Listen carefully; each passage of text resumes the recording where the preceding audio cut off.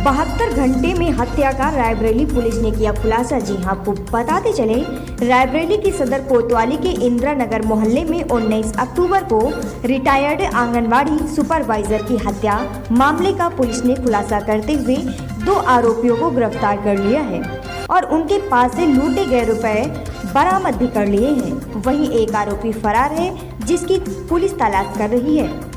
आरोपी महिला के यहाँ मजदूरी करने गए थे और उसे अकेली जानवा उसके पास भारी रकम होने की आशा के चलते लूट की योजना बनाई गई और बुजुर्ग महिला को मौत के घाट उतारकर वहां से फरार हो गए।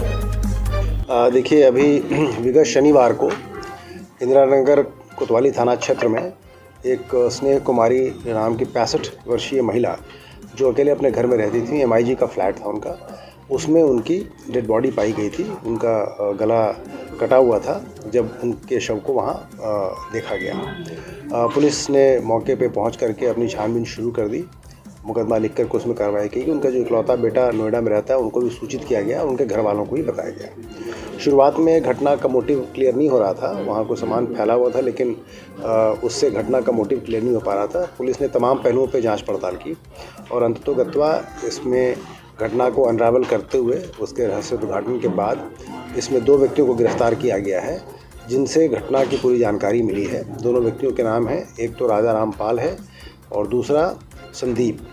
इन दोनों ने अपनी पूछताछ में बताया है कि घटना के दिन ये लोग सुबह वहाँ पे साफ़ सफाई करने के लिए गए थे। उन्हीं के द्वारा हायर किया गया था उनको। साफ़ सफाई के बाद वो उनके घर में जाकर के उन्होंने उनसे दिहाड़ी भी ली अपनी 400 रुपये की, वहाँ चाय वगैरह भी पी और इसी बीच में राजा रामपाल ने ये देख लिया कि इनके घर में ये अकेली रहती हैं और इनके यहाँ और कोई रहता नहीं। इसके बाद उन्होंने अपनी योजना बनाई। विकास नाम का भी लड़का उनके साथ था, राजा रामपाल का बेटा है। और बाद में इन दोनों ने, संदीप और विकास ने आकर के, इसमें उल्लेखनीय बात यह है कि वो महिला चूँकि अकेले रहती थी तो वो इतना केयरफुल थी कि वो बिना किसी जान पहचान वाले को जाने बगैर दरवाज़ा नहीं खोलती थी। लेकिन चूँकि ये दोनों सुबह ही उनके यहाँ से गए थे, दोबारा जब वो गए इस घटना के इरादे से उनके यहाँ, तो उनकी आवाज़ सुन करके उन्होंने दरवाज़ा खोल दिया और जैसे ही दरवाज़ा खुला ये लोग उनको धक्का दे के अंदर घुसे और गिरा दिया, जिससे वो थोड़ा अचेत हो गए। इन्होंने जो संदूक था जिसमें इनका शक था कि कुछ पैसे मिलेंगे, वहाँ से इनको 6000 रुपये मिले और मृतका का मोबाइल फ़ोन मिला। ये लेकर के जाने के पहले उन्होंने कि मृतका उठने पे इनको पहचान लेगी, इनका नाम ले लेगी, इन्होंने उसके गले पे अटैक करके उसकी हत्या कर दी और भाग गए। पुलिस ने छानबीन की, दोनों व्यक्तियों को गिरफ्तार किया और दोनों व्यक्तियों का बेंजीन टेस्ट भी कराया गया। वैज्ञानिक पद्धति का इस्तेमाल किया गया इसमें।